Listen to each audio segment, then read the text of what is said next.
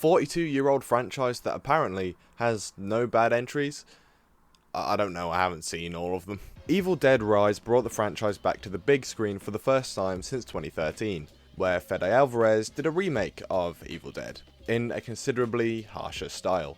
But it was actually pretty good. And I haven't seen Army of Darkness yet, and I've only seen one episode of the Ash vs Evil Dead TV show, and I hadn't seen the 2013 remake until after Rise. But despite that, I was still incredibly excited for Evil Dead Rise because I love those first two films. And despite that, despite being so excited and thinking everything about it looks awesome, I still liked it more than I expected to.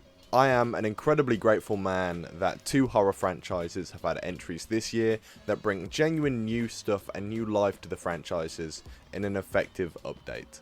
This movie takes a little bit to get going, I'm not gonna lie. We spend more time than usual really getting to know the characters, as well as a kick-ass cold open that includes a title card that I absolutely loved. We don't get many of those anymore, so I appreciate the little things. But that focus on the family is something that we haven't really had before. The focus this time is about how the family is being torn apart, and not just in the bloody limb detaching kind of way. Mentioning that cold open though, I did want to talk about it briefly because it was awesome. It set the tone really well. It was brutal. Someone gets their fucking scalp ripped off by their hair. It was fucking sick, to be honest with you. But it's also kind of my main issue with the film because it circles back at the end, because that takes a day after the events in the apartment building. But it doesn't actually have anything to do with the events of the film. I mean, I don't really know why they're there, except maybe to set up a sequel, or maybe just to leave it open-ended, and that evil is out there, and leave it to our imagination. I don't know why it's there, but it doesn't really have any relevance. However, that being said, I enjoyed both scenes. At the end, it was quite a funny scene, and at the start, it was a great opening. So it doesn't really take away my enjoyment. The only other flaw I could really say is that sometimes things are getting set up and they feel like obvious setup. Like there's a moment where one of the residents is talking about the vents and how his cat's in there, and it's all very obvious at times, like an obvious Chekhov's gun technique to set up something to be used later on in a different way. That kind of thing never really bothers me because it has to be done, but just sometimes it can be integrated into the script in a smoother way. But after that cold open is where we get focused on learning about these characters, and the film tries very hard to make us care about this family. And that's where it clearly has a different tone to the others, because quite frankly, besides Ash and I suppose Mia in the remake, none of the characters are really focused on at all. It's all about that main character, and everyone else is there just to become deadites and cause chaos. But the fact that this continues in doing something different is why I love this franchise. There are no same films, which is stupid because the second one remakes the first one in the first 15 minutes, but each film is tonally so different, but at the same time within the Evil Dead sandbox. Whereas the original trilogy slowly gets more comedic, the remake is just brutal and serious from 2013, and this one strikes a more modern balance. It's much more going for that Evil Dead 2 tone, slightly more on the serious side, but I think this one strikes the balance well. A horrific experience for the family, but also having a fun time with what it's doing and with the franchise it's in. And a lot of that really comes through the Deadites and their performances, because they're similar to the original, whereas in the remake they're fucking just mean, but them in here, they're enjoying causing that chaos. Like, they're having a great time tormenting this family. And this film's tone just finds itself in between Evil Dead 2 and the remake, I think. And I think it does it well. And I do think it's a perfectly stricken balance, because despite the funny moments caused by Deadeye Ellie, we're still terrified by her. The gore in this film was awesome. Evil Dead has always had so much gore.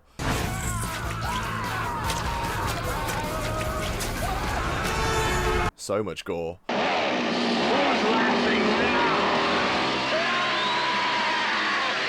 So much gore. Based on this motherfucker! And it embraces that overload of blood that all of these films really have, and it uses it in ways to make you actually wince and pull back a bit. There's a scene with a cheese grater that a lot of people talk about, but honestly, like, yeah, it's a cool moment, but that links into something that I mean, maybe says more about me than the film, but I wish it took it a step further.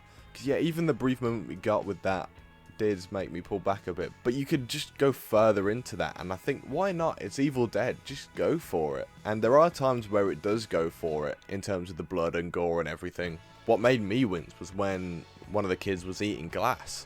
That really made me curl up. It was just the sound effects and everything. Really, really good shit. But I would have loved to see the gore turned up an extra notch in this film. And there's still quite a bit of it. There's still quite a lot of blood. But the mother, Ellie, who I have briefly mentioned, is genuinely amazing. She's played by Alyssa Sutherland, I believe her name is. She is a great horror villain and could become an iconic horror villain with some time. And I hope so at least, because she chews up scenery like it's nothing.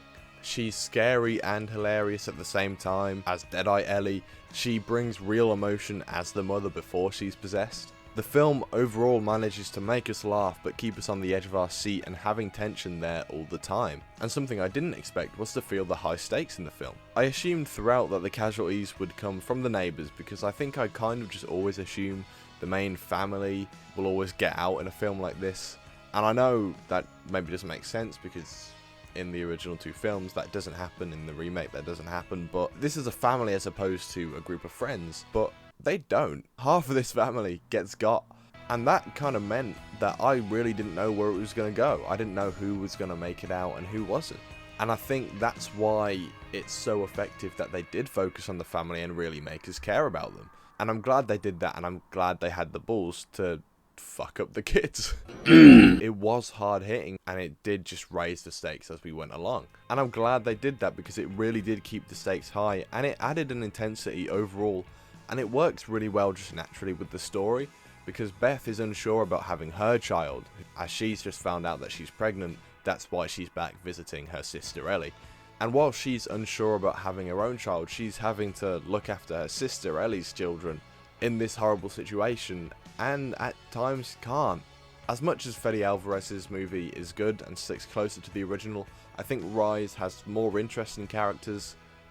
The payoff at the end is much better. I found this movie definitely scarier, and this film brings that story but executes it in a fresher way that doesn't feel forcefully updated.